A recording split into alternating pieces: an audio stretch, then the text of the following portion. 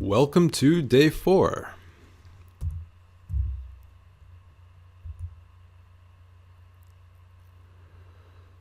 Slow transitions today. Okay. Enemy number 1, boredom. Question: did you have fun in school?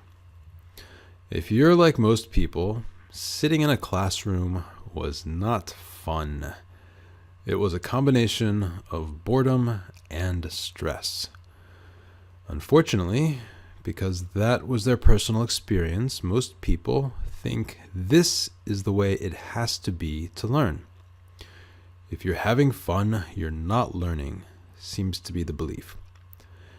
In fact, boredom makes it very hard to learn. Here's why.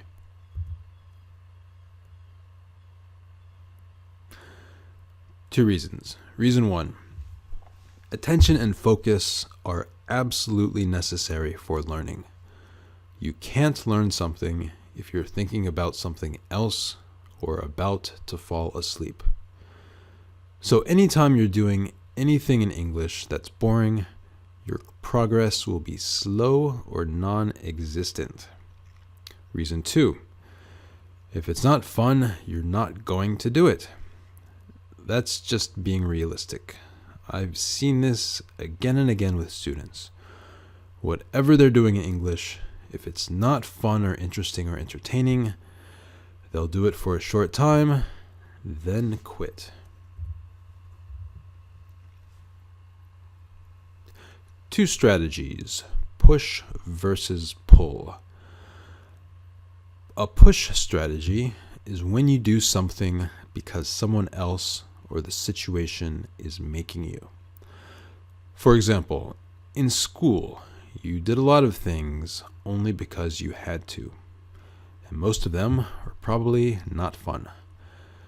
But now that you're an adult and school is over, you need a different strategy. Because as we learned, if it's boring, you're not going to pay attention and you're going to quit. And this new strategy that you need is called the pull strategy. It means you do things in English that you want to do, that pull you toward them. The English is so interesting, so entertaining, so fascinating, so funny, so captivating, so fun, that you really, really want to do it. And that's a smart and realistic strategy for an adult. Discipline is not. I've seen this again and again. If the English you're doing is not fun, you will not do it. It's that simple. It must be enjoyable. Okay, your new belief is that when you're doing English and having fun, you spend more time on English and it's focused time. Therefore, when English is fun, you learn faster. And by the way, fun is a general word. It can also mean enjoyable, entertaining, interesting, or even better. These are stronger words: fascinating, captivating, enthralling, mesmerizing, engrossing, compelling, etc. Okay, and to make the fastest progress and to not waste your time, when you do English, you must be having fun. That's your new belief. I'll tell you exactly how later.